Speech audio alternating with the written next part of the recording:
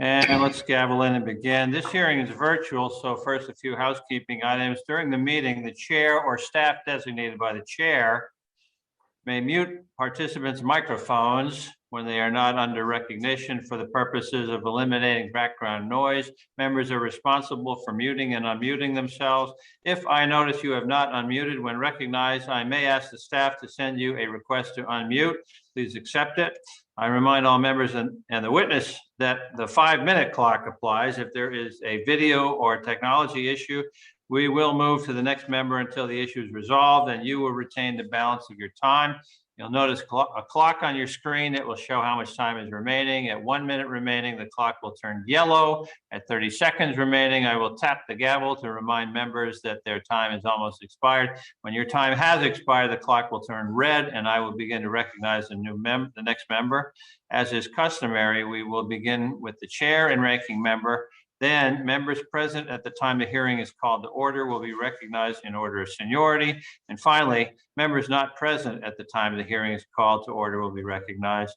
House rules require me again to remind you that we have set up an email address to which members may send anything they wish to submit in writing for any of the subcommittee's hearings or markups. The email address has been provided in advance to your staff.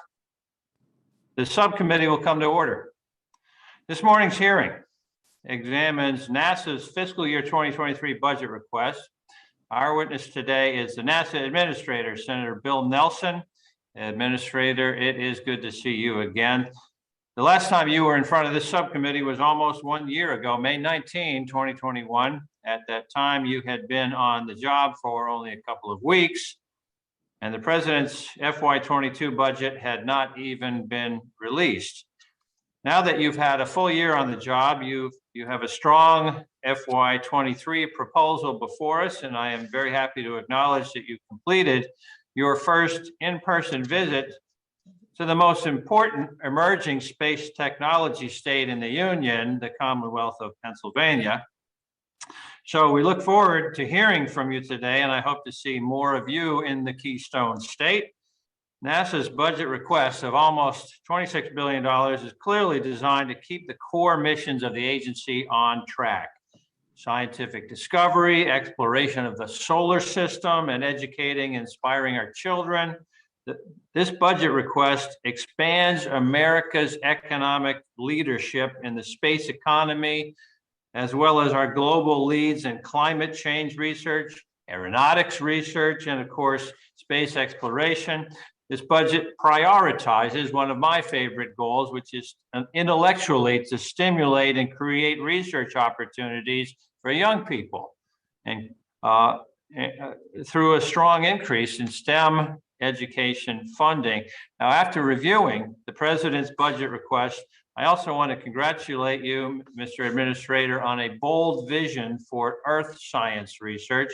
In addition to developing 4 major missions and continuing or operating more than a dozen others, the FY23 request proposes a new Earth Information Center that will make NASA a go-to resource for climate change data that can be shared across academia and the federal government. I additionally appreciate NASA's request for a 10% increase in aeronautics research.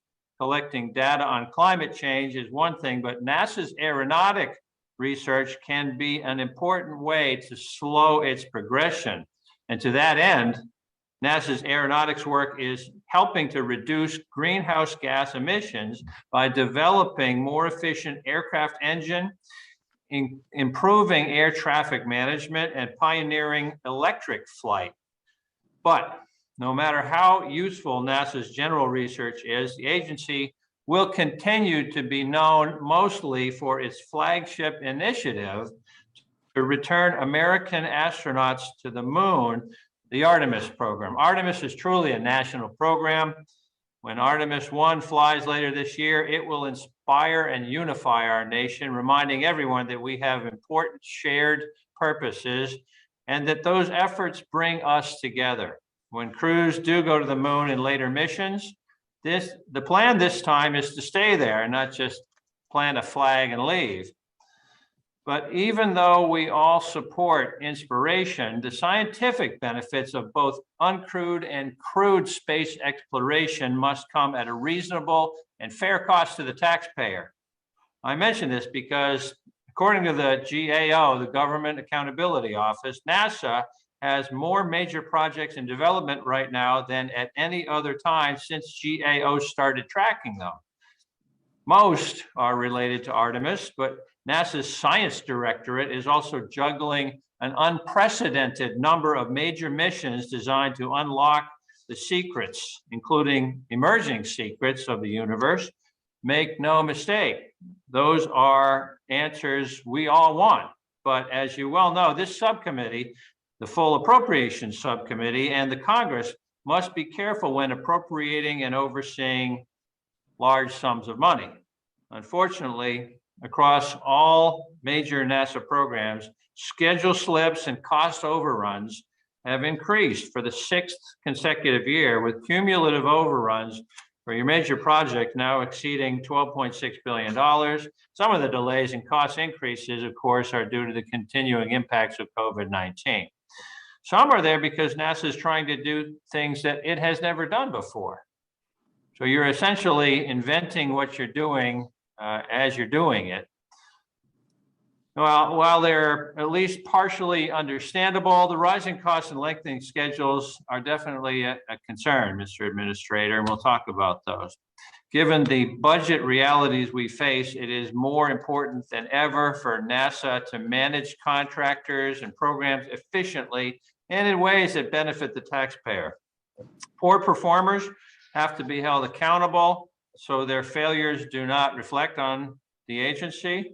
And most of the companies involved in Artemis and your science missions are doing great work, from the small mom and pop shops to the largest aerospace corporations in our country.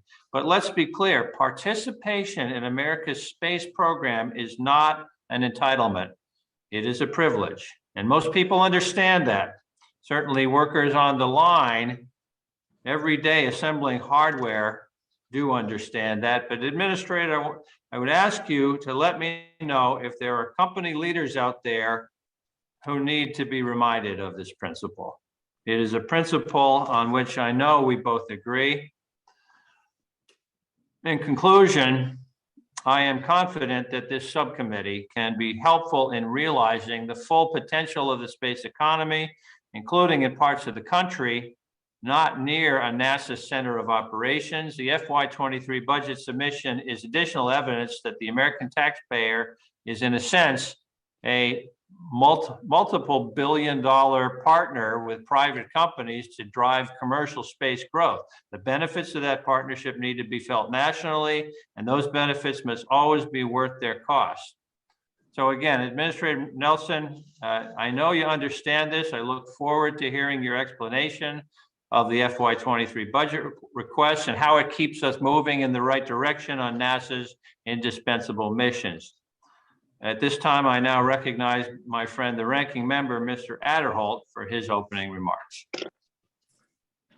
Oh, thank you, Mr. Chairman, for yielding, and I greatly appreciate this hearing as well this morning for NASA's FY23 budget request. And I join you in welcoming Senator Nelson back to the subcommittee. And of course, he has been a longtime friend of space, and we look forward to hearing from his testimony this morning. I have made it clear that there are serious concerns that we need to have about the runaway spending that we've seen from the majority, and we've also seen from the administration. As a Congress, we must reject the trend of overspending and regain a focus of our national responsibilities first and foremost. But in addition to the Department of Defense, funding of NASA must be a priority. NASA's success is critical to our economic and our national security. We simply cannot ignore the threat from China and our adversaries who are making technological, manufacturing, and exploration advancements on a daily basis. We owe it to the taxpayers to make sure that NASA programs remain focused and adequately funded, because we cannot afford delays, we cannot afford setbacks or overruns, cost overruns. when our national defense is at stake. National defense is exclusively the function of the national government, and space isn't just the next high ground. It already is. To ensure that the United States remains the global space power, I believe we need to commit to a set of principles or pillars that I want to mention briefly. First, I think it's important that we maintain and enhance the United States dominance and leadership in space. That means fully supporting Artemis and its deep space exploration infrastructure, while also maintaining an aggressive cadence of cutting-edge science missions. As we advance Artemis programs, NASA must continue to recruit allied nations to join us in implementing the Artemis Accords. And the National Space Council must lead efforts to leverage national assets across all agencies. Second of all, the United States must establish a strong permanent American presence in space. In low Earth orbit, we must support the United States industry efforts to develop space destinations and a thriving economy there. Beyond low Earth orbit, I believe NASA must collaborate with the commercial space industry to guarantee Gateway is on time, that the United States lunar base is fully sustainable, and that we have the necessary nuclear technology to go to Mars. Next, the United States' success in space cannot rest on NASA's shoulders alone. We must foster harmony between NASA and the private sector to meet our goals and our timelines. That means leveraging assets like the Space Launch System with commercial space resources. And in order for the space industry to grow and flourish, we must provide regulatory certainty so that essential American innovation is not stifled by red tape and by bureaucracy. Fourth principle, we need to ensure security in space by aggressively countering Chinese and Russian ambitions. NASA and the Department of Defense must be prepared to fulfill their unique roles to deter and contain Chinese space endeavors on all fronts, including Chinese espionage and theft. And finally, Congress must work with NASA and other federal agencies to cultivate the support base for tomorrow. Our workforce, industrial base, and the talent of future generations are critical to our space exploration goals. We must ensure a pipeline of skilled workers at NASA and in the industry, along with infrastructure fundamental to fostering innovation and a 21st century space economy. I'm concerned that the FY23 NASA budget request falls short of what is needed in the near term to ensure U.S. dominance in space. However, I look forward to working with my colleagues in Congress and of course with Chairman Cartwright and this subcommittee to match federal resources with each of the pillars that I've mentioned just now. Senator Nelson, like you, my home state of Alabama has a long tradition of supporting our nation's space program.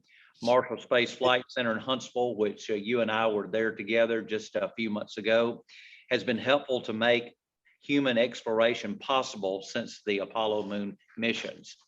In addition to playing a leading role in NASA's Artemis program, Marshall workforce is advancing nuclear propulsion, habitat technologies, and other programs underpinning the national priorities that I've outlined here this morning.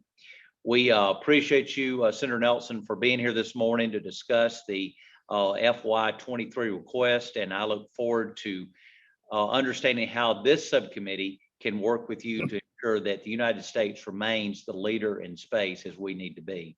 So thank you, Mr. Chairman, for yielding, and I yield back. Thank you, Ranking Member Adderholt. I now recognize the witness for 5 minutes of testimony. You're recognized, Administrator Nelson. Thank you, Mr. Chairman. And if I may, Mr. Chairman, submit my opening comments for the record. And what I'd like to do is just talk to you. Very well. Thank you, sir.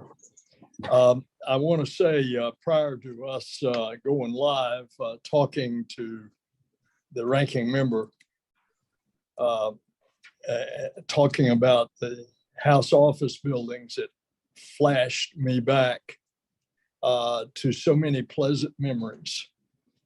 And that's why I just thoroughly enjoy the opportunities to engage with you all, as I have, Mr. Chairman, with you twice, one virtually and one in person, as I have with Congressman Adderholt, as he mentioned, going to Huntsville.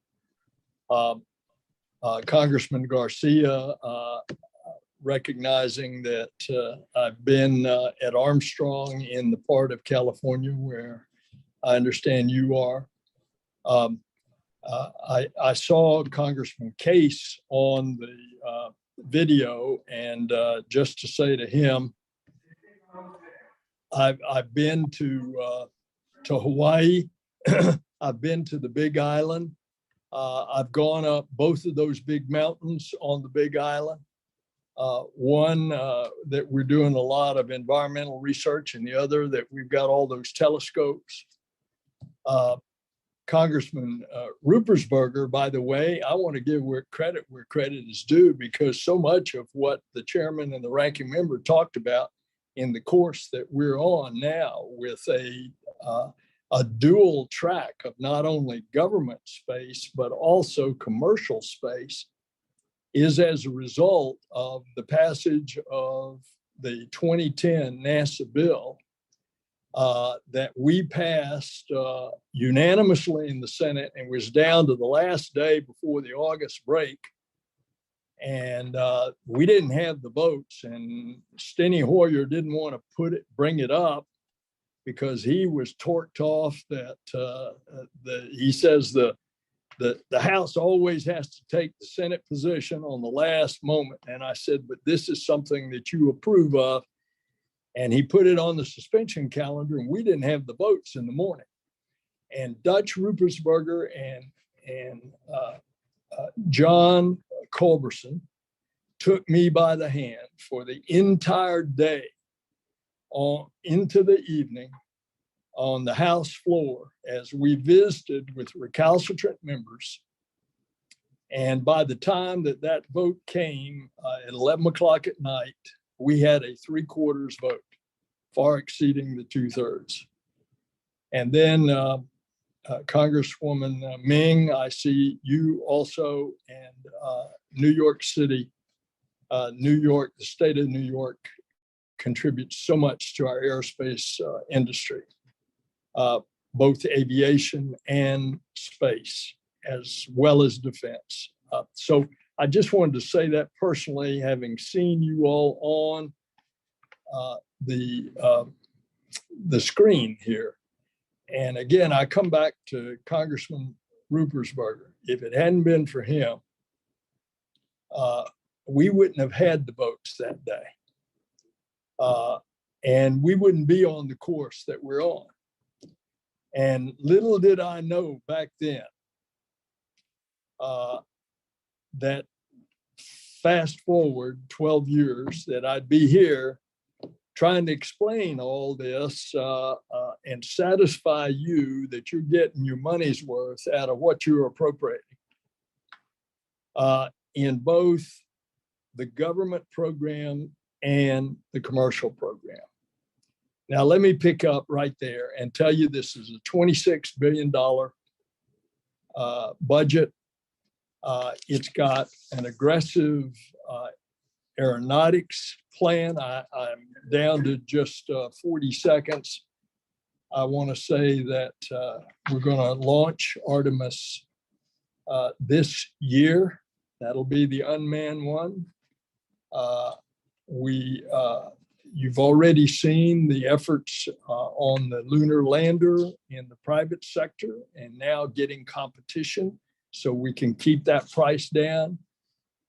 You've seen what we've succeeded in the area of science. This is a very aggressive science budget. You've seen how we're addressing climate change in the budget. You see that we're doing more in trying to do aviation manufacturing, and I'll close with this. We are going to fly the first all-electric airplane in about a month. We're going to fly by the end of the year, both of these out at Edwards, which is the Armstrong Space Research Center. We're going to fly the low sonic boom supersonic transport, which will be a way for commercial aviation in the future. It's a pleasure, Mr. Chairman, to be here with you. Thank you for that testimony, Administrator Nelson, and your full written testimony will be entered into the record. We're going to begin a series of questions now, 5 minutes for each member. I'll begin by recognizing myself for 5 minutes of questions.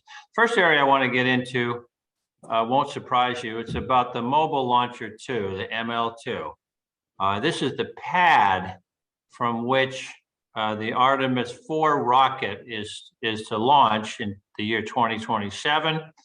And it's been problematic in its course. It hasn't gone well, ML2's development. I know this is already on your radar screen, and it's something that we ought to talk about, particularly because there's an IG audit being completed on the subject now. It's now 4 years since the contract was first awarded.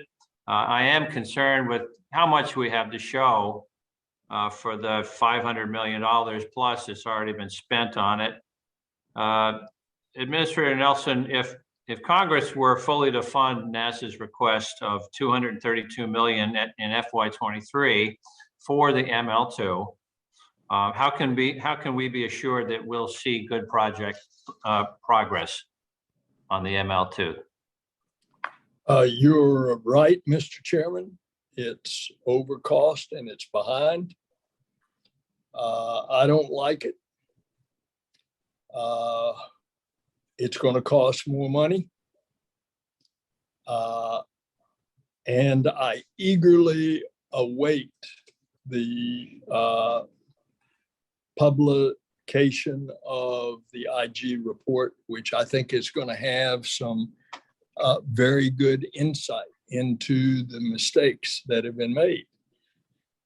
Having said that, if we're going to launch an evolved Artemis SLS, which right now is scheduled for Artemis 4, which will launch the core of the Gateway plus the human capsule Orion. If we're going to launch that, we got to have a more powerful rocket.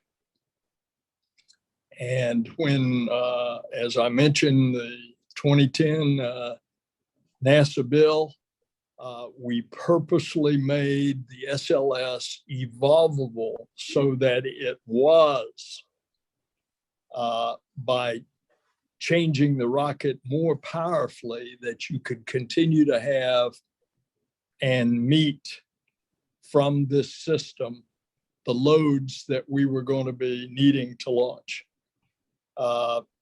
Back in the Saturn V days, they just had one rocket. They had 2 mobile launch platforms. They didn't have to change them. In this case, we have to have a second mobile launch platform, which is the old Saturn V second platform.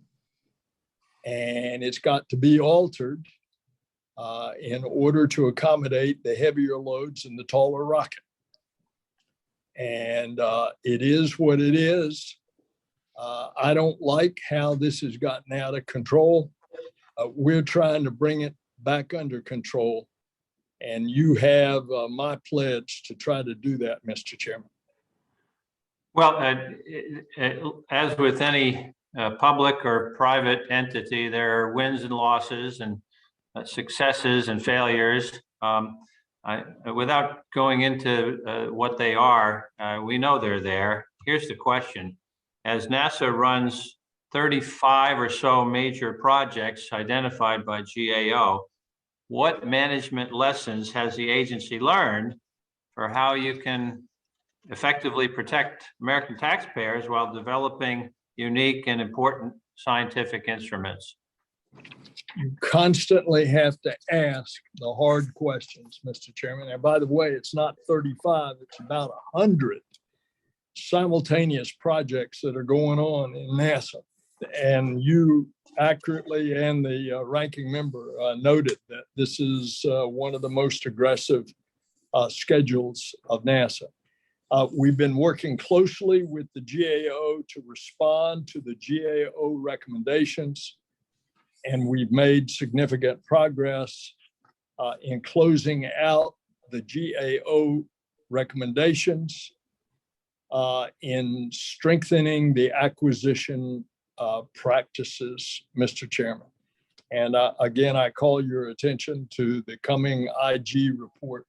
I think that will also be very instructive. Thank you, Senator Nelson. I now recognize our ranking member, Mr. Adderholt, for 5 minutes of questions.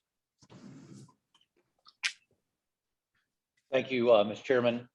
Senator Nelson, recognizing we've got limited time this morning, and as you may be aware, we're having a joint session of Congress this morning, so we're trying to compact everything in. But I'd like to run through a series of questions and, of course, try to be succinct as much as possible. And if there's anything else that we need to follow up with additional information, we can do that later. But one thing that this subcommittee has provided is hundreds of millions of dollars for development of nuclear thermal propulsion.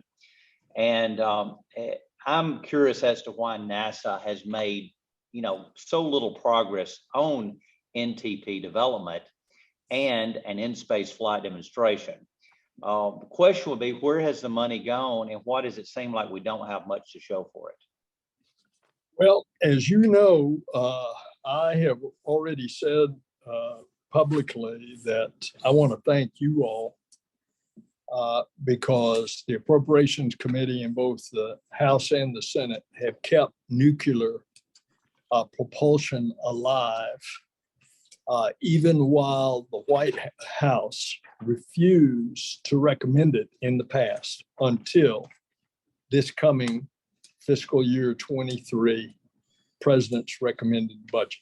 And we got the door open. They recommend 15 million.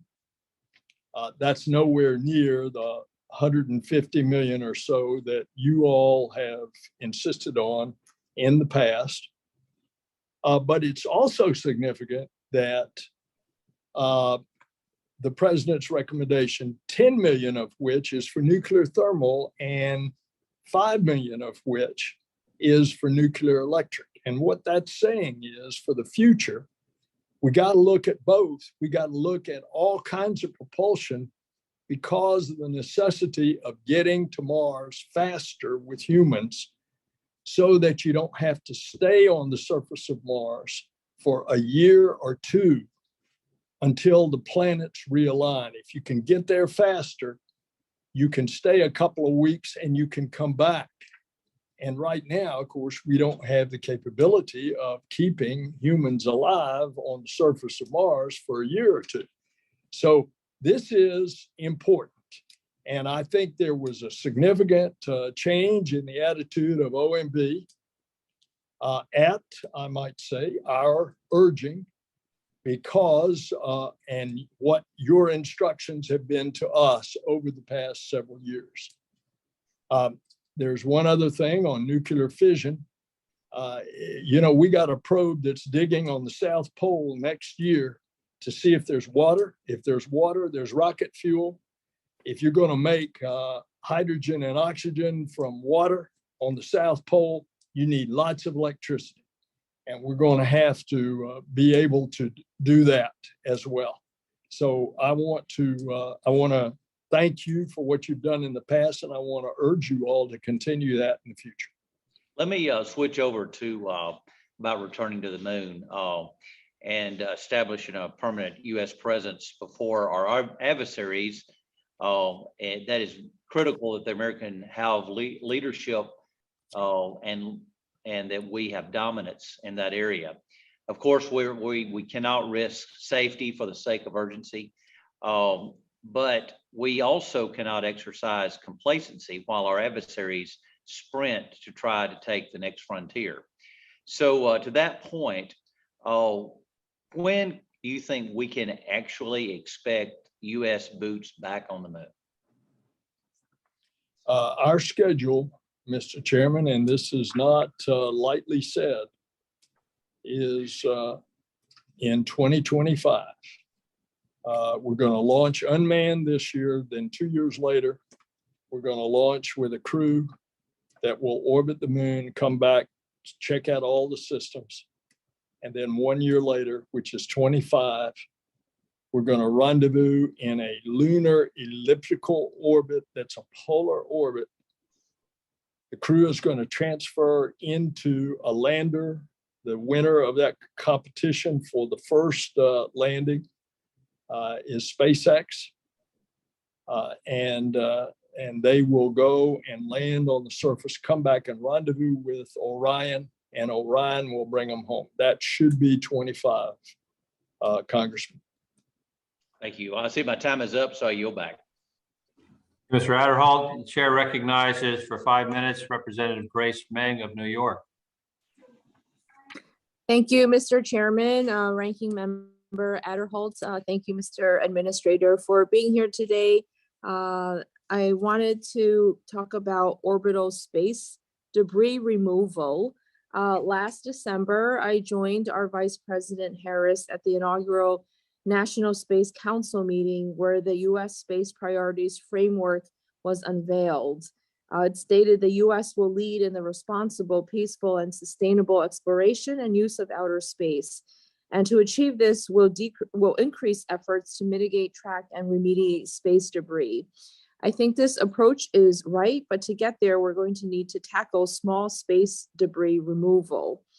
If we don't, it could hinder our growing space economy. Some estimate this growing sector could be valued at over $1 trillion by 2040. Yet there are significant mission-ending challenges that could prevent this from small space debris the size of a softball or smaller. Due to the high speed of such small debris, human spaceflight and other missions are at risk of failure. To overcome this challenge, I believe we're going to need to track and remove it to ensure space is available to our future generations. I wanted to ask if you can discuss how NASA is working to shape international norms around space debris and what other countries can do to help track, mitigate, and remove it. And in the President's Fiscal Year 23 budget request, can you discuss how the over $30 million for orbital debris research will help meet the challenge of detecting and removing small space debris? Yes, ma'am. Other countries can help by stop the putting up of junk. And the two most egregious examples are the ASAT tests by the Chinese government in 2007 and the Russian government of an ASAT test last year, which put up tens of thousands, both of those, pieces right in low Earth orbit. Unbelievably, the Russian government putting it up that threatened the space station, upon which is habitated Russian cosmonauts. And I think that's an example where one hand of the Russian government not knowing what the other hand was doing.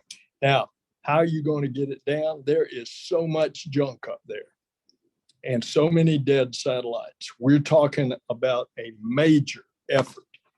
And you just noted $30 million in our budget request to you for supporting our request for space situational awareness and orbital debris measurements, for monitoring it, for mitigation, and for working with the Department of Defense, which tracks the larger objects, usually softball size and greater.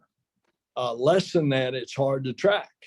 But I can tell you, it could be a paint chip and on a an astronaut doing an EVA, a spacewalk, something as small as that hit it at a huge velocity, then you're talking about serious damage. So one of the other things that y'all have got to decide is who's going to have the responsibility for this. And I would encourage you to go on and get that done. It's been talked about in the last administration that it should be the Department of Commerce. Others have said Department of Transportation. I think there's a lot of efforts down toward the Department of Commerce, but that's your decision. And I'd like for that will help us if we can get our act together, coordinating all of the agencies of the federal government. I don't want to take all your time, Congresswoman. Thank you. We look forward to working with you on this. I yield back, Mr. Chairman. Thank you, Representative Meng. At this time, the chair recognizes Representative Garcia for 5 minutes of questions. Thank you, Mr. Chairman. Mr. Administrator, it's great to see you again. Hope you're doing well. Last time we talked, we were discussing the aircraft that we use up at Edwards Air Force Base, the chase aircraft, F-15, F-18 type aircraft. They're old, they're out of flight time, they're out of fatigue life, and frankly, they're a bit of a safety concern as well as a budget suck right now for parts and obsolescence challenges that they have. They're A-sub-O, their availability numbers are extremely low. One of the aircraft's actually older than I am, which says a lot. And it's really becoming, in my opinion, it's not just a tactical or operational problem, it's a safety problem. We're going to lose a pilot's life here imminently if we don't do something.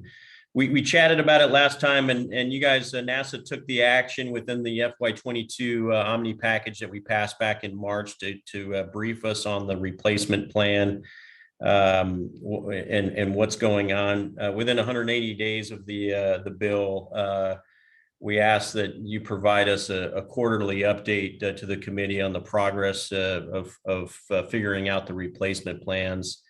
Have you been able to look at this and what can we do? I mean, even the Blue Angels right now are flying, F-18E model Super Hornets that are, a third of the age of the aircraft.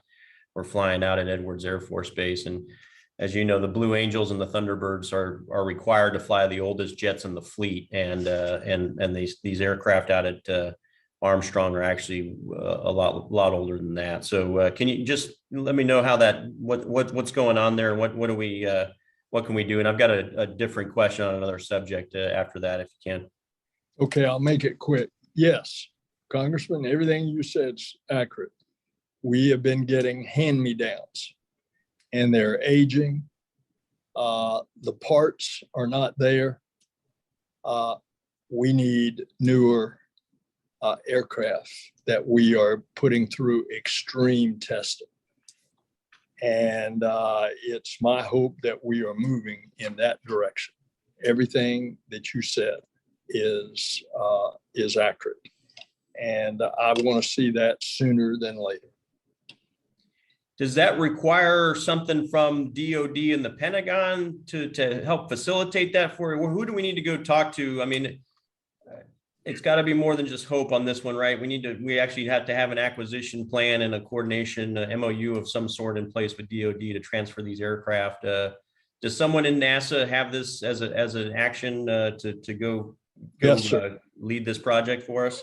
Yes, sir. Our flight research folks are doing that. We're working with DOD to identify basically used aircraft, F-15s and F-18s, which could be transferred to NASA upon their retirement from the military service for NASA operation and or parts, as well as maintaining that current fleet. Yes, sir. We are aggressively talking to DOD.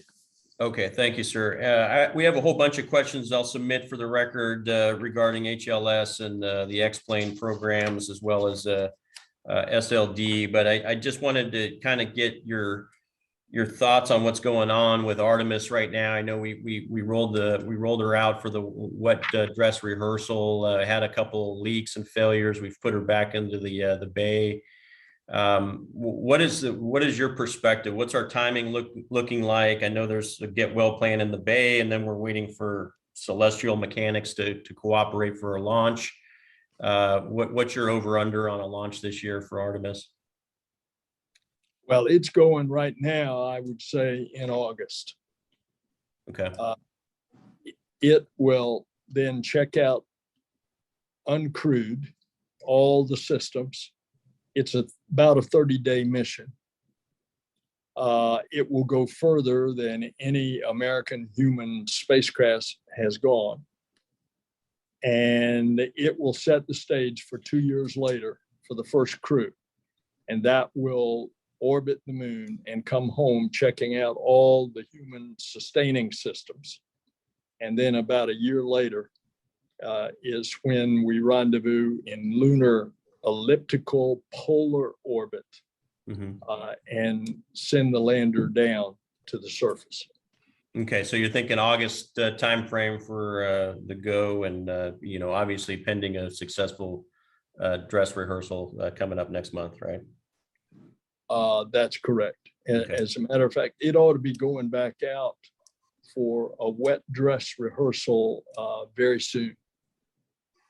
Thank you, Mr. Our Administrator. Mr. Chair, back to you. I yield back. Thank you, Mr. Garcia. Mr. Case, you are recognized for 5 minutes. Thank you, Mr. Chair, and aloha, Mr. Administrator. I deeply appreciated your kind comments about my home state and visiting Hawaii Island, the Big Island. That is my home island, so either that was a fortuitous statement or you're very well briefed, or both.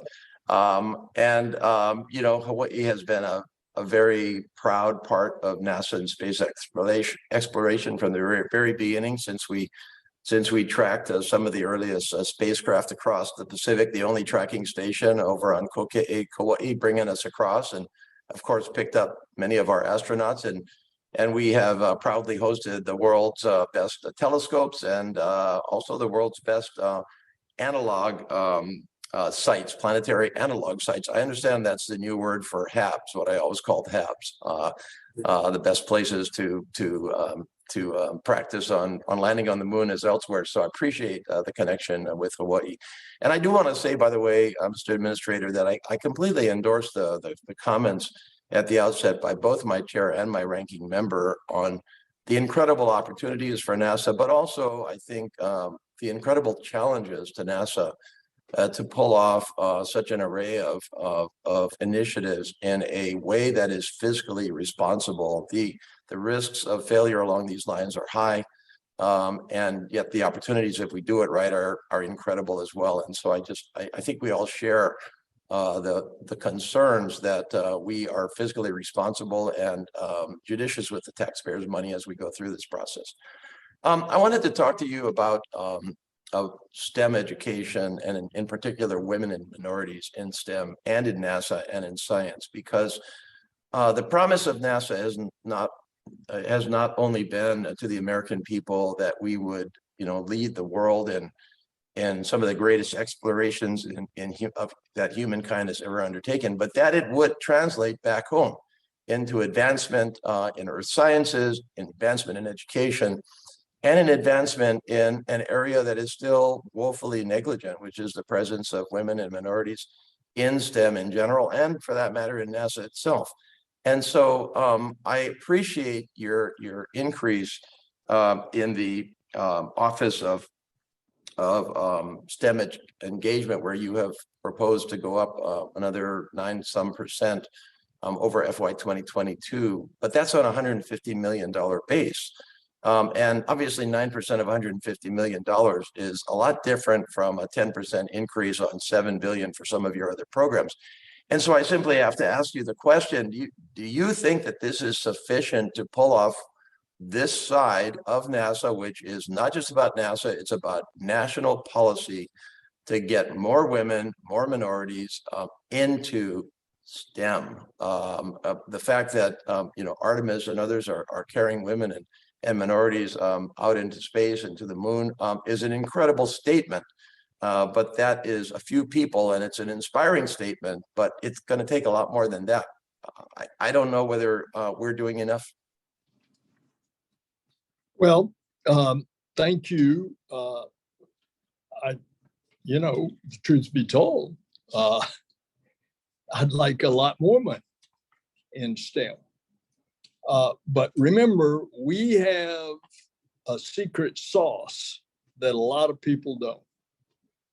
And that is by the very nature of you all spending all of this money on these high technology programs, that is like a magnet for students. That because of their excitement from being little kids and their eyes getting as big as saucers when they meet one of our astronauts. And we use our astronauts vigorously out into schools and universities. It draws them to this area. And by virtue of the fact that you all are funding this next major adventure out into the cosmos, be it the space telescope, be it Artemis going back to the moon, be it getting ready to go to Mars, that in itself is an attraction like a magnet that is bringing students into all the things that STEM stands for: science, technology, engineering, mathematics. Remember what happened as a result of Apollo a half a century ago. We had 2 generations of students that came in those fields of STEM. So what we're trying to do is leverage the excitement of these programs that you are funding with bringing kids into these fields. One final point. We love our interns. We want to expand the number of interns. We have about 1,600 interns. They're paid interns, not like in the Senate or the House. These are paid internships. We end up hiring 30% of our interns. We want more interns because what we find is they just blossom. They're eager to get there, and then they just blossom. And what we've had interns that have come up with ideas that have been incorporated into our space and aeronautics technologies. Thank you so much, Administrator. I'll submit some more questions, but I appreciate your comments and hope to see you back in Hawaii. Thank you, Mr. Case. Mr. Klein, you are recognized for 5 minutes. Thank you, Mr. Chairman. Ambassador Administrator Nelson, it's good to see you. I want to jump in with some questions about Wallops, one of my favorite places there in Virginia.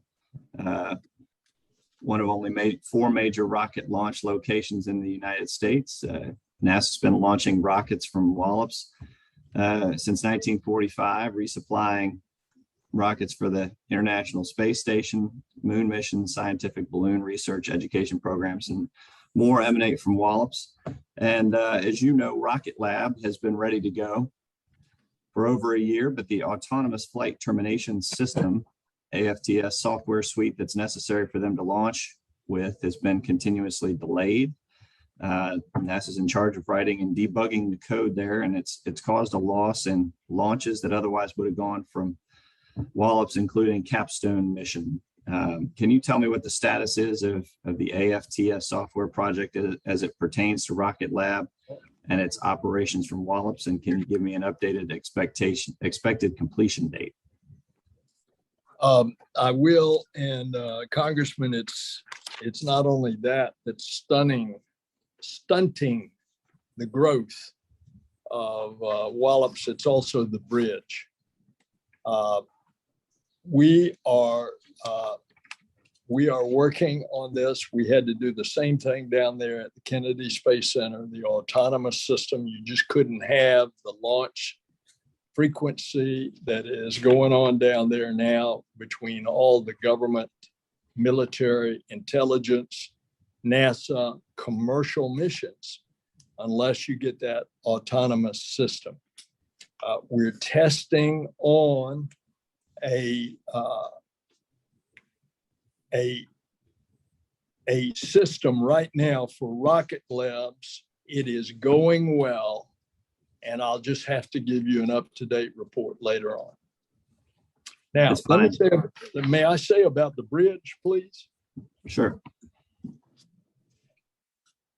It's the top priority of NASA on infrastructure. We're afraid the bridge is going to fall in the water. And if it doesn't, it's a humpback bridge, and larger rockets that should be launched there can't get over the bridge because of the incline. Longer rockets, in other words, when they put them on a trailer. I thought I had in the 22 appropriations bill an agreement with others to get some other infrastructure in exchange for getting the Wallops Bridge. And that did not occur. That's a great disappointment for me personally, because it is our top. We were able to take care of the roof down at New Orleans that had blown off because we got a hurricane supplement. And we got that money to redo the roof. But our first priority is the Wallops Bridge. So I sure would appreciate some help. Thank you for emphasizing that need. Appreciate that. Let me switch gears a little bit over to option B. And earlier this year, you announced NASA was contracting with SpaceX for a second crewed mission to the moon, known as option B, to safely land astronauts as early as 2026, while NASA works to on-ramp additional providers for readiness later in the decade. Can you elaborate on the importance of option B in helping to avoid another gap in missions? I tested this. And in helping to add more capability into the Artemis program? Absolutely, Congressman. The way that the competition went and was awarded to SpaceX, there is a provision for an extension, if you will, of that award, which is option B.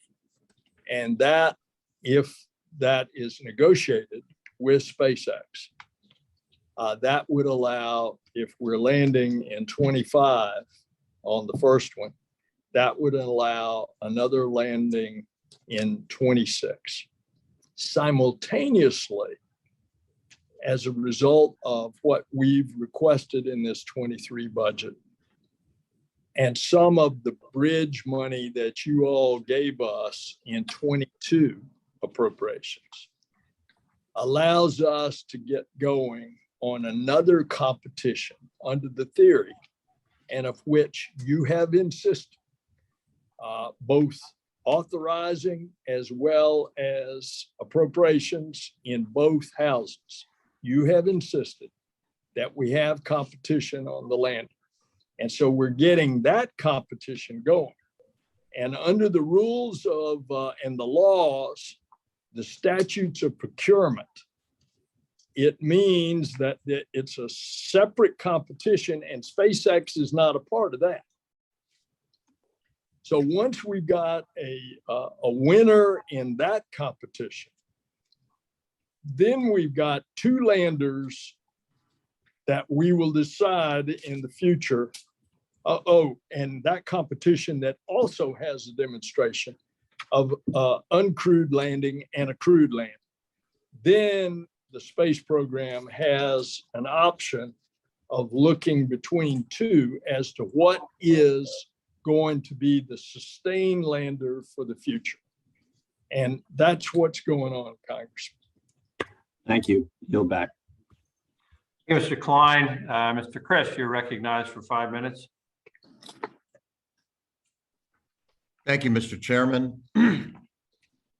Senator Nelson, let me first say what a joy it is to see you, my wonderful friend.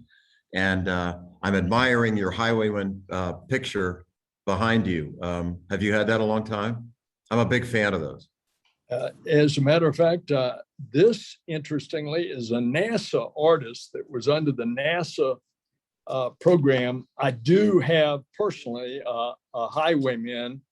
I also have a Beanie Bacchus, but this one is a NASA picked artist that I purchased years ago named Kent Sullivan. Thank you. That's my highwayman. Oh, that's great. Who's That's the Boca Ciega Bay in St. Petersburg. and who's the artist? This one was Gibson. Yeah, he's certainly one of them. He was great. He was great. And you're great. And thanks for everything you're doing at NASA, Senator. You've long championed fixed price contracts with commercial industry as the most effective way to keep programs on track and control costs and strengthen American industry, all while ensuring our safety. And I've seen firsthand, as have you, obviously, how NASA's private partners have brought thousands of jobs and billions of dollars of new economic activity in Florida. Can you discuss briefly the importance of having industry and government work together for NASA, for America? Absolutely. And as I was given credit where credit is due at the beginning of the testimony today to Dutch Ruppersberger, he was very significantly instrumental in us passing the 2010 NASA bill that set us off on this dual course of government program in space and a concurrent and parallel commercial program that has turned into this public-private partnership that you see today. Yes, very important. That's great. Thank you. And I'm curious, and you've already been asked this because I wasn't at the outset of the meeting, forgive me, but in terms of manned spaceflight, I think there's some kind of a launch this summer in the same spacecraft that would be manned eventually. When do you think would be the earliest we could get the manned one up? Well, as you know, we are launching humans every 6 months now to the International Space Station. And yeah, but I think this is a different kind of mission I'm talking. That's correct. The big one, you know. You're referring to the largest rocket ever. We're going to launch it in August. It will be uncrewed and all the systems will be tested, returned safely through the fiery heat of reentry with about Mach 34 coming into the Earth's atmosphere. And then 2 years later, we will launch the first crew.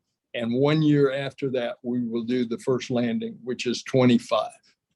25. Senator, I don't know a better question to stop on. I will yield back, and please give your beautiful wife, Grace, my best wishes. Thank you, Congressman. It's a pleasure. You've been a lifelong friend. Thank Yes, you. sir. God bless you. Thank you, sir. Okay, Mr. Christ, Mr. Palazzo, you are recognized for 5 minutes. And thank you, Chairman Cartwright and Ranking Member Adderholt for having this meeting. Senator Nelson, thank you for being here. I look forward to these hearings, especially the NASA hearing each year. Stennis Space Center is NASA's premier facility for propulsion test operations. In a practical sense, Stennis Space Center's main budget line is rocket propulsion test. The President's budget request for rocket propulsion test shows a negligible change for fiscal year 23 and no expected changes on the horizon, leading one to believe level funding will ensure this facility is meeting both NASA and industry demand for testing for the foreseeable future. I would like to read a line directly from NASA's fiscal year 23 budget request. NASA's rocket propulsion test program maintains and manages a wide range of facilities capable of ground testing rocket engines and components under controlled conditions. This test infrastructure includes facilities located across the United States, and the program provides a single entry point for any user of NASA rocket test stands. RPT retains a skilled workforce capable of performing tests on all modern day rockets and supporting complex rocket engine development. RPT evaluates customer test requirements and desired outcomes while minimizing test time and costs. Now, Stennis Space Center is a national treasure, as you were quoted saying on your December visit to Stennis. Industry continues to look at utilizing Stennis Space Center for the expertise of its personnel, the 125,000 acre buffer zone, the A and B, and particularly the E test complex, and because of the abundance of propellant stored on site at Stennis. However, I have questions about whether Stennis will remain as a national treasure, given the ever-evolving nature of space exploration. So Senator Nelson, do you believe that level funding for the rocket propulsion test budget into the foreseeable future will both keep pace with inflation and meet industry demand for commercial space company needs, defense space company needs, and NASA's own testing needs? For the time being, Congressman, yes. But you have a beautiful opportunity to have the Stennis Space Center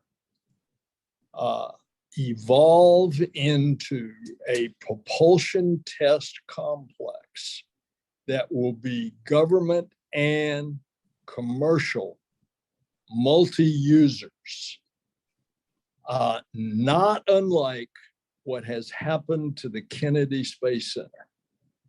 That was primarily a government launch center, and now it is a multi-user spaceport.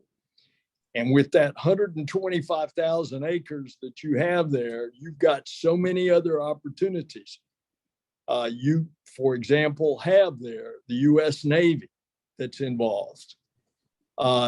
There are unlimited opportunities, but just in the area of rocket propulsion testing, it can become the place for commercial and government rocket engine testing.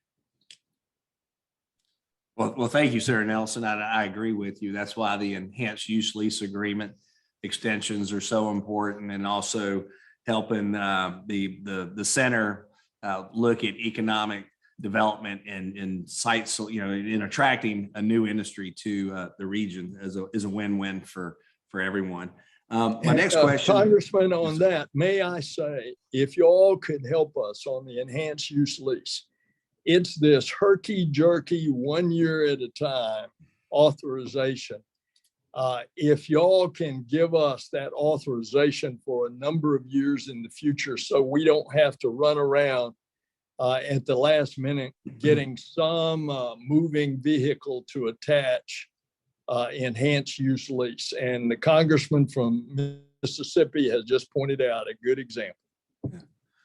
Well, sir, I agree. And I think the House has been the leader on renewing enhanced use lease agreement. We had a 10-year bill that did pass. And when it came back from the other body, it was shortened tremendously. So I agree with you. The industry needs certainty, industry needs stability. And we're hoping maybe this is the year we will give it to them. And real quick, last question, sir, can you tell us what you perceive NASA's role is and should be in helping the Department of Defense and the defense community to develop hypersonic capabilities? And does that extend to utilizing NASA's testing infrastructure? I believe that some of it is classified, Congressman, but just suffice it to say that NASA's involved. And a lot of our expertise in space and aeronautics is considered valuable in research and development by across the broad spectrum of government. And the bottom line, I agree with you, Congressman, that we need to be very serious about developing hypersonic vehicles. Well, sir, thank you for your time. Chairman, I yield back. Thank you, Mr. Palazzo. And Representative Lawrence, you're recognized for 5 minutes. Thank you, Chairman Cartwright. I just want to say to Administrator Nelson, I want to thank you for your continued work as the administrator and putting an emphasis on diversity and racial equity. I was so happy last month when Dr. Jessica Watkins became the first Black woman to a crew member on an international space station. And I look forward to the armaments program that will lead will land the first woman astronaut and Black astronaut on the lunar surface. I want to thank you for that. In the line of the diversity and inclusion, I have a question about minority-owned businesses. One of the things I hear constantly from the minority chambers and groups for women and minorities is the ability for you to shift the dial when it comes to procurement practices. So with the fiscal year 23 budget, what steps is NASA taking to ensure that women and minority-owned businesses are able to participate in the federal contracting?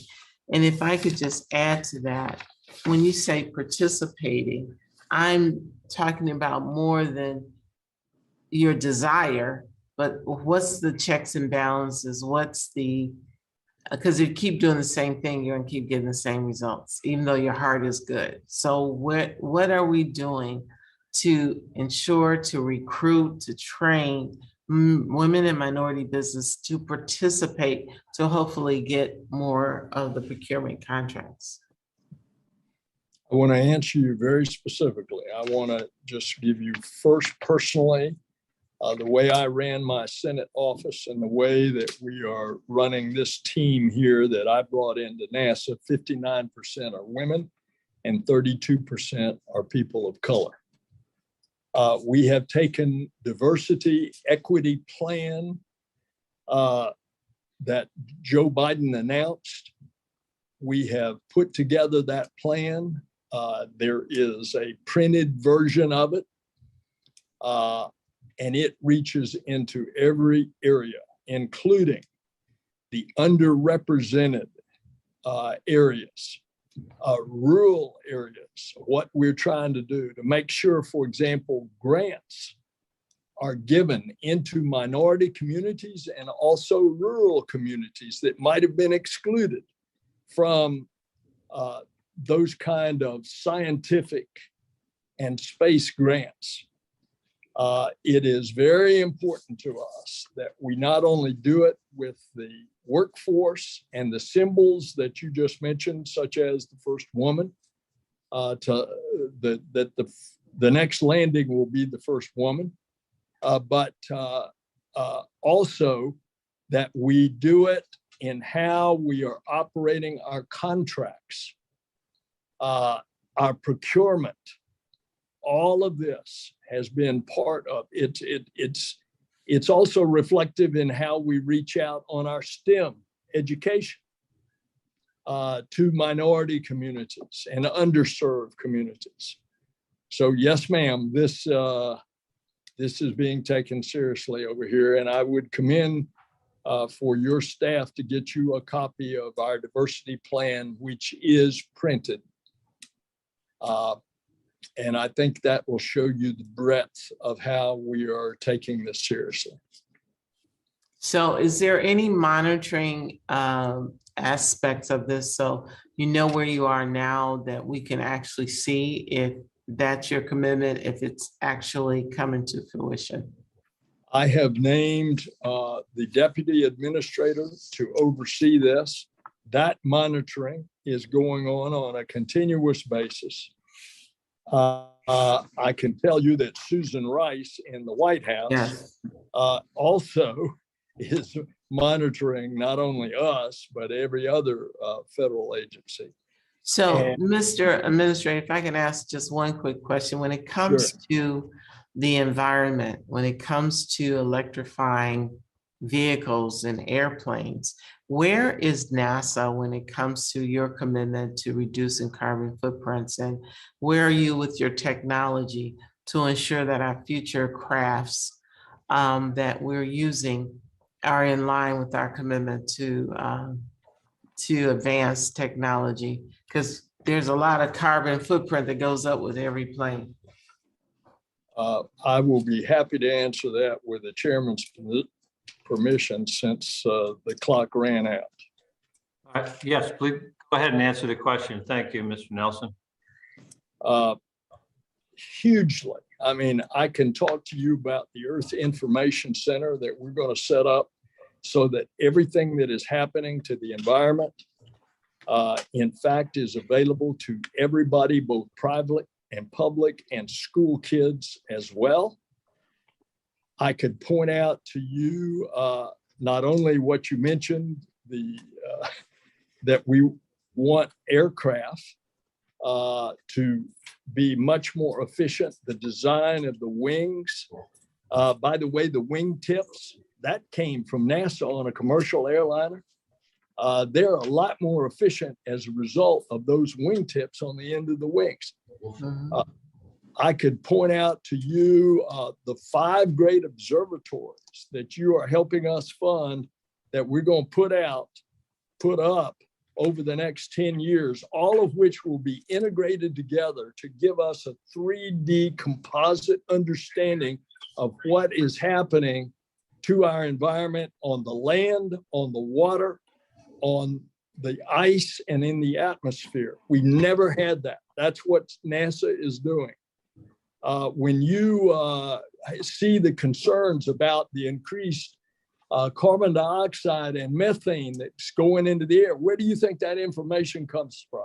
It comes from NASA assets, maybe operated by NOAA or the USGS or others, but NASA designed them, built them, launched them, and most of them are being operated by NASA. So we are all over this, Madam Congressman. And I do thank you for that.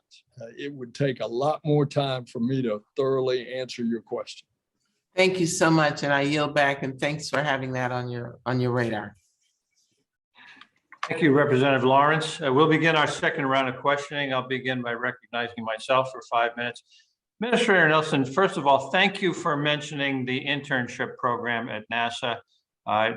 To my mind, the greatest value of NASA is that it inspires young minds to go into STEM, and that's a great program, the internship program. If for people watching, to access that program, you go on nasa.gov and follow the Get Involved tab. Am I correct in that, sir? Yes, sir. And may I insert for the Congresswoman, I neglected to say that we have our request, $500 million for green aviation. And I think that would help underscore what I just said. And that's in the request to you all. I'm sorry to break the train of thought, but I wanted to get that in for the Congresswoman. Administrator Nelson, I'm going to insist that you answer my questions and not other questions from other members, or share art tips with Charlie Crist, if you can control yourself. Okay. In all seriousness, we were discussing cost overruns and time overruns and some of the challenges at NASA with budgeting. But there have been some terrific successes with the same thing. And I wanted to mention the Lucy mission to the Trojan asteroids. That was launched in October 2021, a month ahead of schedule, and $57.2 million below baseline in its development costs. That was a terrific management win for the agency. And I wanted you to comment on that. How did that happen? And who gets the credit for that?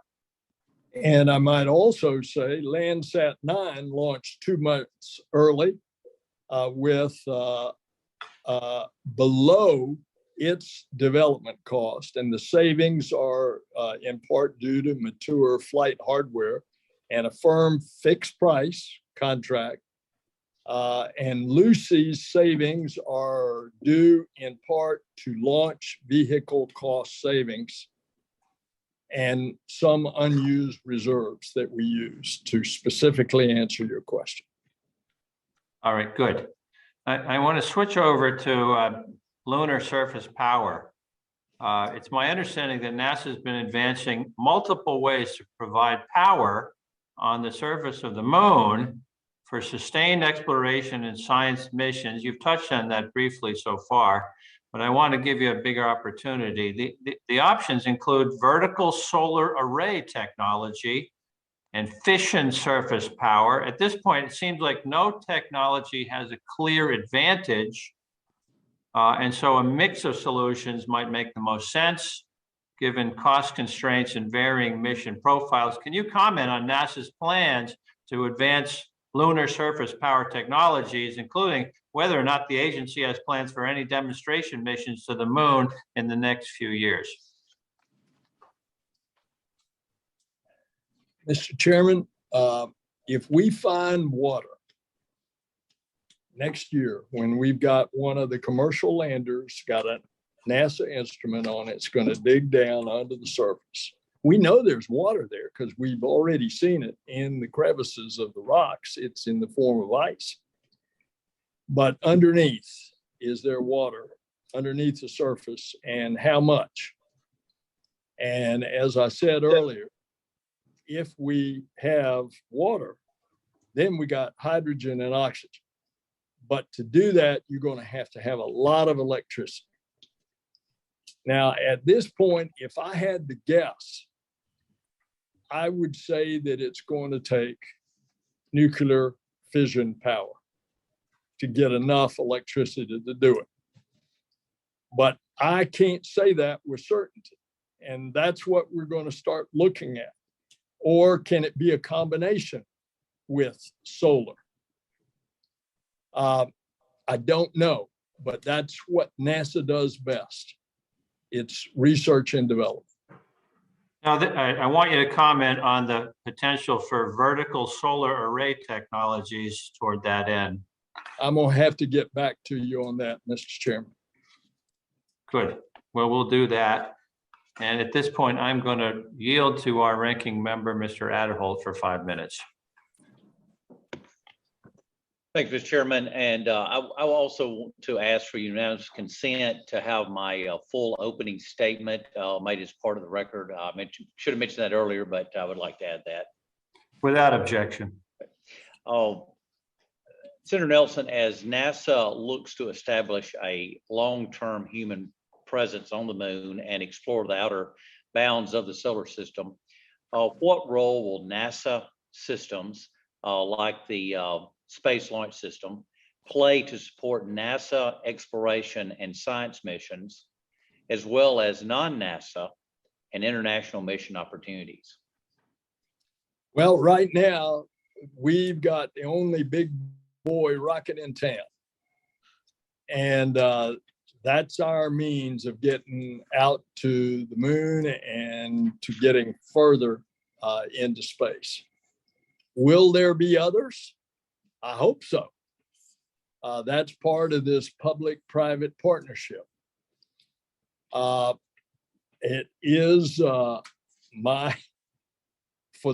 the foreseeable future, we're planning on flying at least one Artemis a year for at least 10 or 12 years. And we know that when we go to Mars, we're going to have to develop new technologies. We've already discussed here earlier today that's in part going to need to be faster propulsion. So that'll be one of the things that we will be developing. But even so, you can take the slow boat to Mars by pre-positioning supplies. And you got to have a way of getting a lot of mass off the face of the Earth. And thus far, there's only one rocket that can do that, and that's the SLS. Thank you. What is your assessment of the threat that is posed by China's space ambitions? And does their exploration advancements on the moon and Mars give you concern? Yes, sir. And I believe we are in, and have said this publicly before, I think we're in a space race with China. China in the last few years, they've done some impressive stuff. they're only the second nation to be with a rover on the surface of Mars, a rover that works. They now have a space station, and it's got impressive technology. They have declared that they are going to the moon. And I think we are not unlike the space race we were in with the Soviet Union. I think we're going to have that space race with the Chinese government in the future. Well, that leads me to my next question. China's aggression is also prevalent in the research and development of various space technologies. And quite honestly, there's jarring similarities between the vehicle design made by the Chinese state rocket companies and vehicle designs made by American companies. And I'm sure you're well aware of that. What is NASA doing to secure American research and development, as well as any potential holes in our supply chain? Supply chain's a problem, particularly now with a lot of the world's commerce being disrupted because of what's going on in Ukraine. I think you said it so delicately. I can't speak nearly as eloquently as you can, Congressman, but you noted that a lot of their space systems look like other space systems. Yeah, they're pretty good at stealing. And I think that's incumbent upon us to take cybersecurity very, very seriously. And as a former ranking member of the Cybersecurity Subcommittee of the Senate Armed Services Committee, I've been shouting this message to the rooftops, not only with regard to the government, but the private sector as well. I think the private sector is finally getting the message. Well, I think you need to keep doing that because we must secure our research and development from the Chinese, and so please keep that up as you go forward. And now you'll back. Thank you, Mr. Adderholt. Mr. Trone, you're recognized for 5 minutes.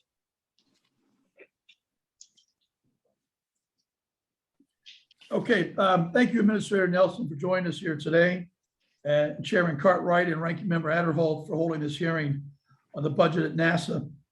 Maryland is proud home of Goddard Space Flight Center, as well as a significant aerospace workforce. NASA supports over 35,000 jobs and billions of dollars of economic output in Maryland. My question is, there's 30 plus Maryland supplier companies that have helped build the systems for NASA's upcoming Artemis I mission. These are some of the thousands of supplier companies across the country that have helped build out NASA's first deep space exploration system since the end of Apollo. Can you discuss why it's important to have this broad and robust aerospace industrial supplier base here? Because it works, and it's working. And not only is it working in the example that you've used, which is Artemis, look what that base has done with regard to this extraordinary success of the James Webb Space Telescope, also a project that was managed by Goddard. The talent at Goddard is superb. And you're very fortunate to have that caliber of folks, Congressman. Talk about a minute about the importance of investing in small business, including women and veteran-owned businesses, especially given the market pressure for a lot of businesses to vertically integrate. And at the same time, we have the vets and women-owned businesses in certain regions at the expense of other suppliers. How do we balance that? Earlier, I had a question from Congresswoman Lawrence about our approach to equity, diversity, and inclusion, and that hits directly in the area of veterans as well as small business. We are taking that very, very aggressively, Congressman. And let me see if I can tell you, it's some incredible, I don't have the figure here, but NASA obligated $3.46 billion to small businesses. And on top of that, in fiscal year 21, NASA's prime contractors, so that's another avenue for small business, awarded an additional $3.7 billion to small business subcontractors. So right there between the two, that's over $7 billion just in fiscal year 2021 that was going to small business. Wow. Let me ask one last question. On May 3, the Senate CJS Appropriations Committee hearing, you advocated for fewer cost plus contracts and more fixed price contracts. Outside of the existing commercial lunar payload services and human landing systems, what are the other areas of procurement that NASA is focused on using fixed price contracts to control costs? Anything having to do, Congressman, with regard to where we are engaging the commercial sector. And the most obvious examples there are the commercial crew and commercial cargo, which has been so phenomenally successful in bringing down costs. Those are fixed price contracts. But as we go forward, instead of having a mindset of just a cost plus or a fixed price, particularly with regard to complicated research and development contracts, we're going to do different versions of cost plus, the idea of which is to get it down to be more efficient. For example, one of the things that we're going to change after the first 4 launches of Artemis is there were some 16 or 18 contracts all coming together for the SLS. We're going to consolidate that into one contract, so one contractor is responsible there. It's another way of getting cost under control. All of this we are aggressively researching, and it's my hope that we're going to be able to implement it. Thank you, Administrator, for joining us today. I yield back. Thank you, Mr. Yes. Trone. Mr. Garcia, you're recognized for 5 minutes. Thank you, Mr. Chairman. Mr. Administrator, just 2 quick questions. First of all, what is our plan to bring back the samples that we've been collecting on Mars with Perseverance and the last Mars rover? I know that the funding was there to get us there and conduct the experiments and the operations that have been ongoing, both with the helicopters as well as the rovers. But I think we were missing the tranche of funding needed to recover the samples that we've been collecting. Can you walk us through that plan and where that request is going to manifest? Yes, sir. By the way, this is another area that you will see a manifestation of the space race with China, because China is on the surface of the Mars. Yep. And the question is, who's going to get the sample back first? Right. It is no small task to do this. So what we are planning, we already have a contract that we have left on a Mars ascent vehicle. So we're going to send a lander. It's going to have this ascent vehicle. We are deciding at this moment, as we speak, what is going to be the mechanism by which we deposit the samples, and let me show you this. Just so happens to be behind me. This is a titanium tube. The cores that the current rover Perseverance is drilling are being put in and sealed in these titanium tubes.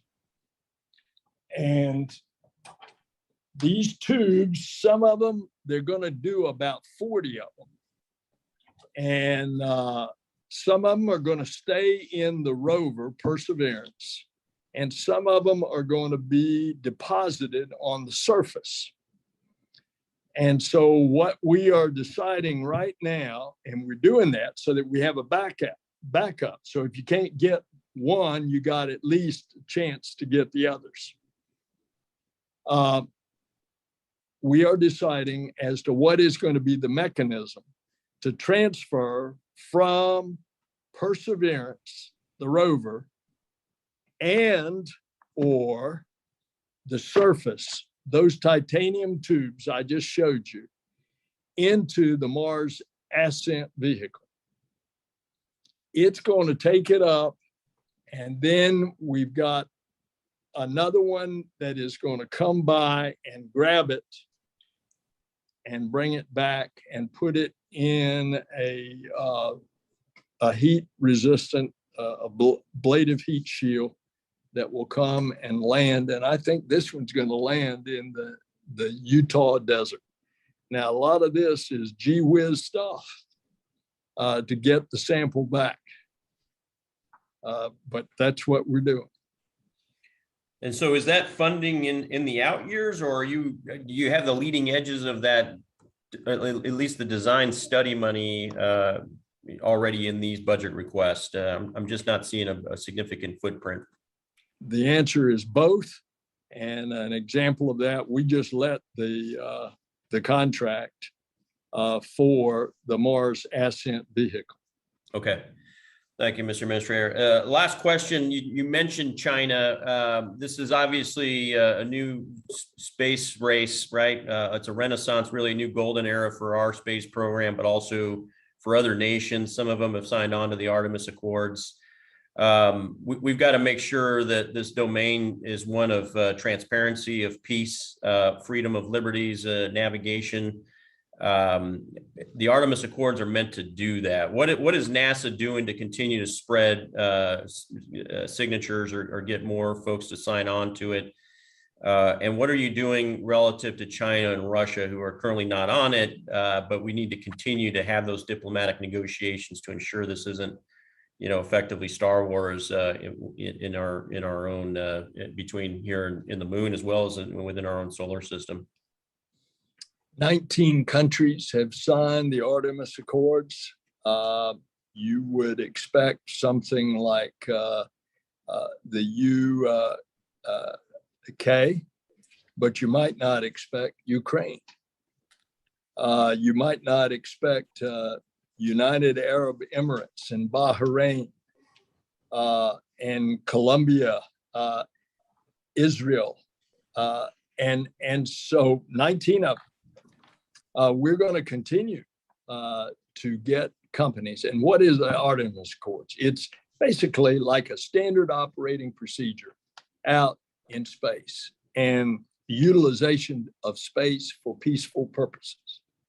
Now, it's no secret that the Russian and the Chinese government space programs are all mixed in with their military programs. So we've seen the reluctance on them to touch anything like this. So we're going to continue to push it. All right. Thank you, Mr. Administrator. Mr. Chairman, I yield back. Thank you, Mr. Garcia. Mr. Palazzo, you're recognized for 5 minutes. Thank you, Mr. Chairman. Administrator Nelson, Senator Nelson, I apologize. Recently, you said that cost plus contracts are a plague, and yet Space Act agreements are set up as cost plus. Can you please explain that statement, how that mentality stands to affect space centers like Stennis Space Center in my district? Well, it affects every center because it's all a part of the cost. We want to get leaner and meaner, Congressman. We want to stop these contracts from growing and growing. And the chairman gave a couple of examples, Lucy and I mentioned Landsat 9 that came in under cost and were quicker than what they were originally scheduled to be. That's what we want to be. But you got to tailor the contract to the specific mission that you're contracting for. You can't do everything cost plus. I mean, you can't do everything fixed price, nor should you do everything cost plus. So there are iterations of cost plus, particularly on your research and development contracts. Yes, sir. I agree with you. We got to become leaner and meaner. And I appreciate the fact that you brought up that we truly are in a space race with the Chinese and to some extent the Russians. We wouldn't be in the space race if it wasn't for their direct theft and stealing of our intellectual patents, our NASA research and technology. And so, look, we can't go back and rewrite our security protocols and things of that nature. But in the past, I mean, way in the past, when I first got here, the culture of securing our secrets really was lackadaisy. Can you tell me what has NASA done to improve the culture? Because it's top down. I know in the past it's like, hey, we want to share our documents. We're, again, the mission of NASA, and you have scientists and they want to cooperate across the globe. But at the same time, we had people getting on planes with laptops and going back to Beijing. And so what are we doing to protect our secrets now? Because we are not, I wouldn't say in a life and death, but we are in a race for the space domain. And we need freedom-loving democracies to be the ones that are dominant and in control, not these countries that are have nefarious plans to use space to their own personal gain. Well, directly related to you, Congressman, as a committee member, is that we have requested $667 million, which represents a 9% increase over the 22 request.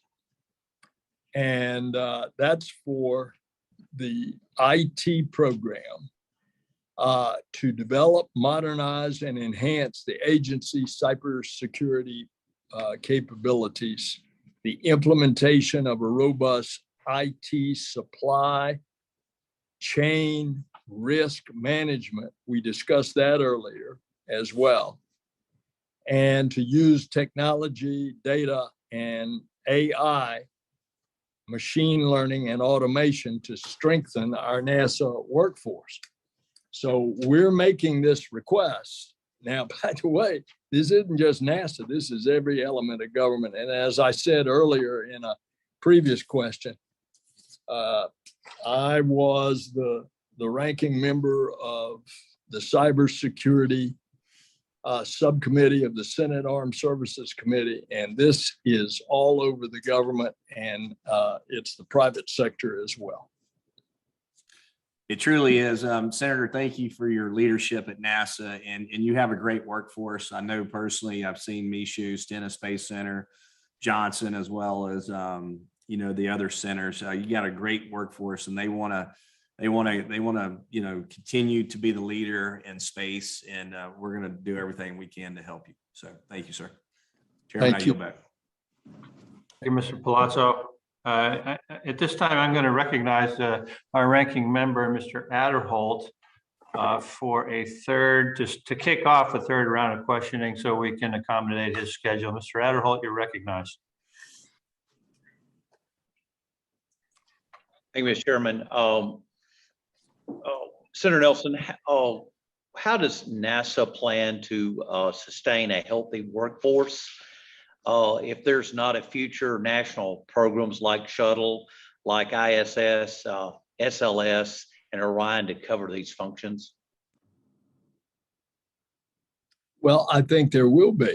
For example, you're talking about just the human program, and I'll address that. But what about all the other programs? Science, that's if I recall, that's about an $8 billion part of our budget. And just think what excitement there is in the science area. If your question really is, what is the future of the Marshall space program, the Space Center, I think it is very robust. There, for the foreseeable future, you're going to continue to have the SLS. But a big part of what we talked about earlier today was nuclear. Look at all the things in nuclear that the Marshall Space Center could do. On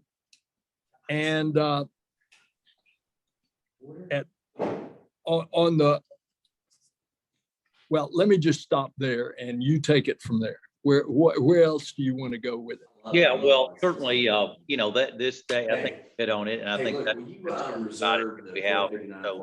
So, it's something that I want you to be mindful of, because I think it's something we need to address.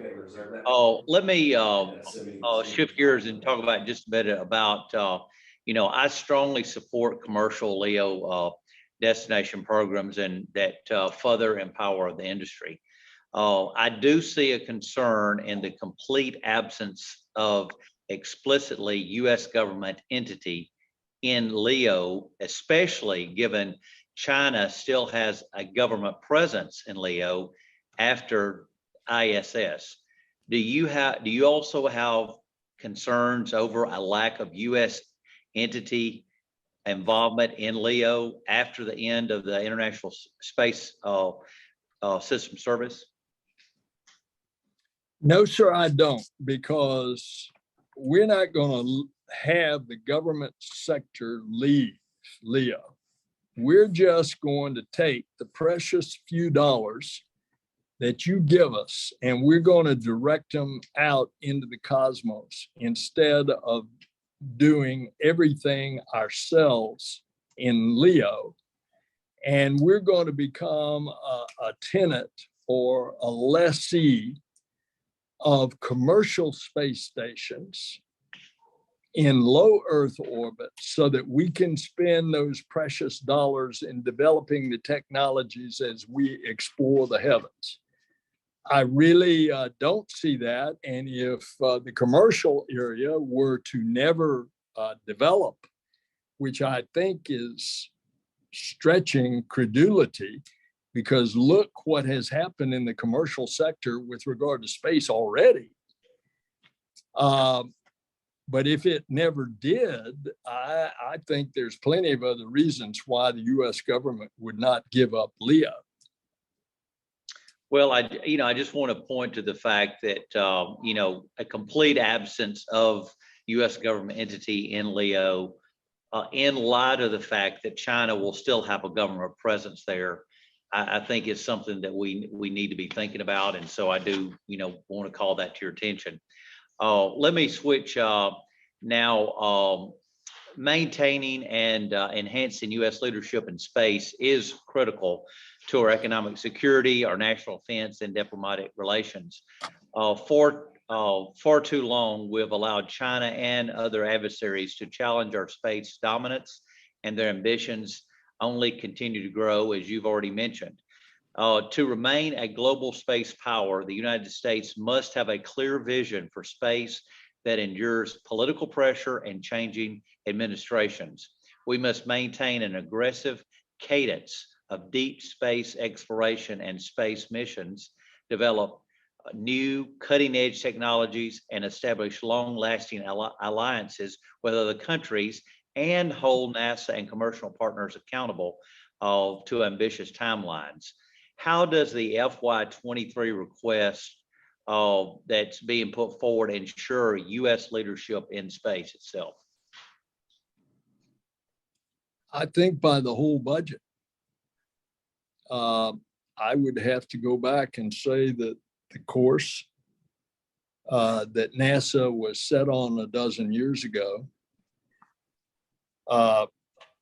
is a public-private partnership of leveraging government NASA dollars in a way that extends our ability to research and develop new systems and techniques in order to push the bounds of human exploration.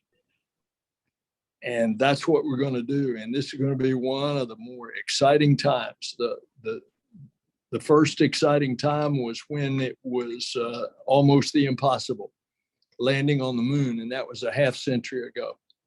Yeah, well, let me just say, I think that the FY23 request needs to be sufficient to ensure that U.S. leadership in space can meet the timeline to return to the moon and moving forward. So with that, I know my time is elapsed, but thank you, Mr. Chairman, and I yield back. And that's what we're counting on you all to help us. Okay, Thank you, Congressman. Thank you. Thank you, Senator. Thank you, Mr. Adderholt. I'll recognize myself for 5 minutes now for the third round. Senator Nelson, you have a good sense for why I like NASA. We know that stimulating and inspiring young minds to go into science, technology, engineering, and math is so important. If you look at the creation of wealth in this country, so much of it has always come from technological and scientific breakthroughs. You look at the Fortune 500 companies right now, the ones crowding the top did not exist a generation and a half ago because they're all based on some scientific or technology breakthrough that was the product of an inspired young mind in the United States of America. I see that as NASA's job number one, to keep these young people inspired into going into STEM pursuits. Now, right, and Mr. Adderholt just touched on it, and I want to follow up with him. We're looking at the end of the International Space Station, and NASA's funding efforts to replace that with as you say, LEO, low Earth orbit, private sector space stations, 3 of them.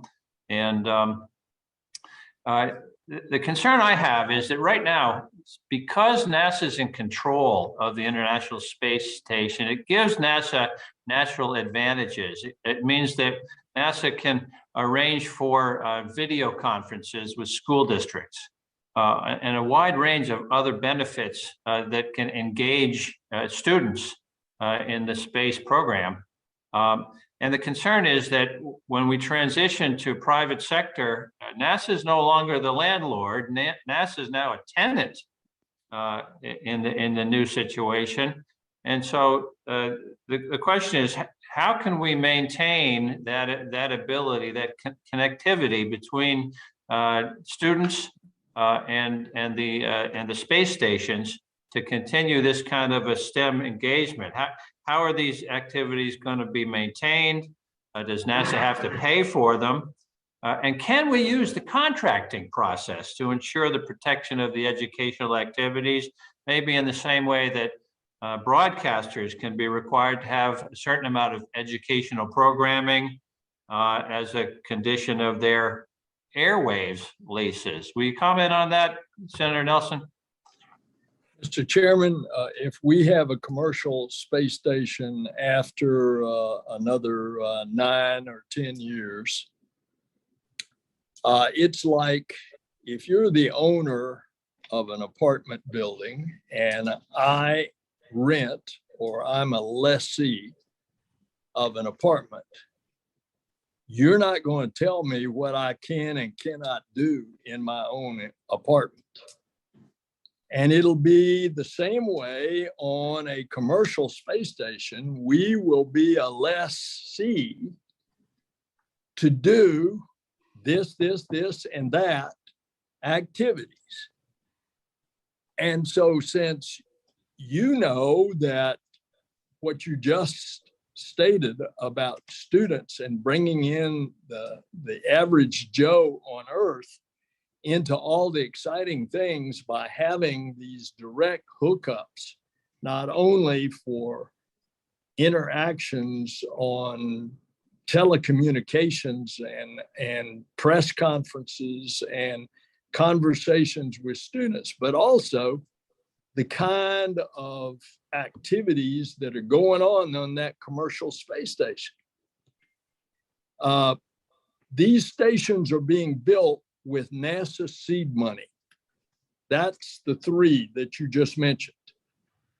And as a result, there's going to be certain requirements that we're going to require. So I'm not concerned about that, Mr. Chairman, at all. Good. By the way, we're going to do the same thing eventually on what is in effect going to be a lunar space station. We're calling it Gateway. It's more of an outpost because we're not planning right now to man it the full time like we are the ISS. Good. So we can count on you to make sure those understandings are built into any of these agreements coming up. Yes, sir. Beautiful. All right, I'm going to yield to Congressman Ed Case of Hawaii for 5 minutes of questions. Thank you again, Mr. Administrator. Good to be back. Sorry to miss the last 45 minutes or so. And you may well have answered some of this, and you were answering it with the ranking member just now. But can I ask you kind of a macro question, which is on my mind? And that is that our geopolitical world has shifted on its axis in many ways in the last months and year. Russia and Ukraine has obviously changed some very, very basic understandings. Certainly the rise of China in a way that we don't believe is appropriate to the world in many areas, including intellectual property theft, the manipulation of information and research for military and other purposes, which in and of itself all countries do, but is a particular concern given China's actions. It all asks us to revisit assumptions about how we partner with the rest of the world in our own initiatives and our own research and development.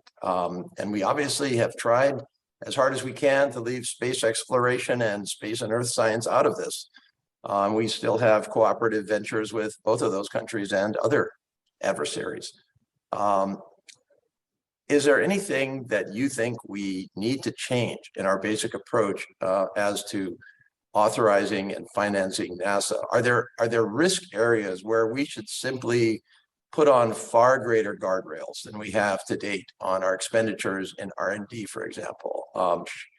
To what extent should we consider delinking some of the cooperative ventures that have been very successful to date? It's just a broader question that's on my mind. And I think we have to ask these questions. You want me to answer one of those questions first, Congressman? I guess I put a lot into one question, but what kind of difference of funding and authorization approaches should we take given the change in the geopolitical climate, even in just the last year, with specific respect to Russia and China? Well, let's understand and nail down the prospect that our space program is an international space program. For example, on the space station, we've got some 30 nations that participate. Look at the space station. We built it with the Russians. We have to operate it with the Russians. They have the propulsion, we have the electricity. Look at the modules.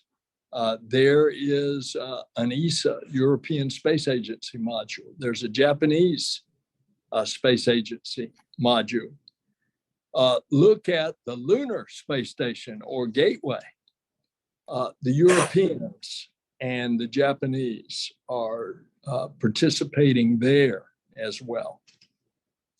And so given the fact that look at in Houston right now, we've got a crew of 2 astronauts from the United Arab Emirates.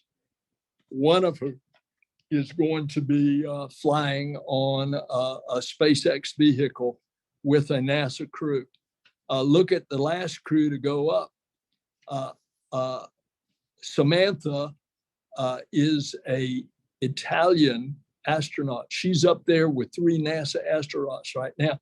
The crew 3 that just returned, a German astronaut. Before that, a French astronaut. And so, I mean, I could go on and on.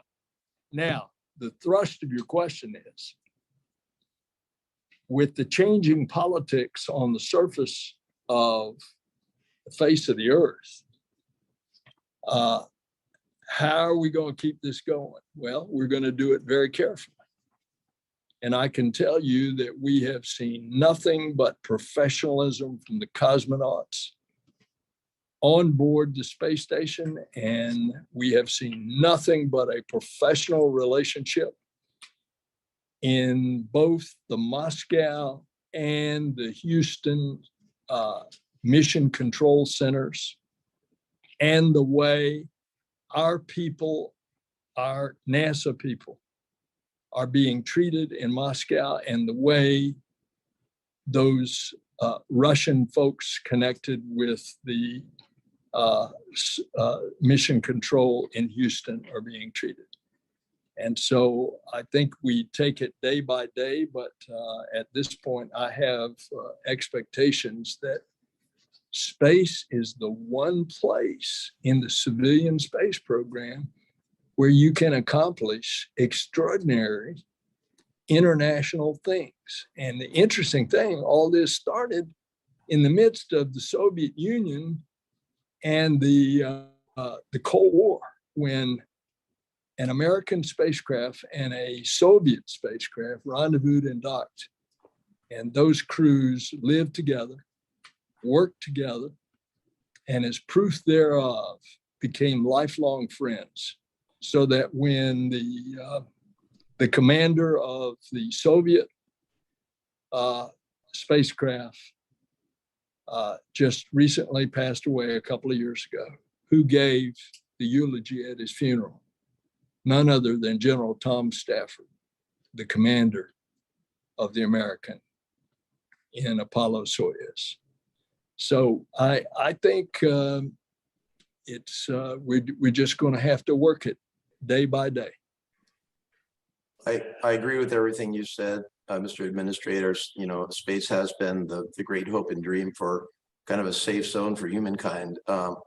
I think the implications, and I agree with you on the space station itself, I think the implications are broader than that to our broader research and development programs. And so I'll just leave it there. I just think these are questions we must ask. And I agree with you. We got to take it as we can.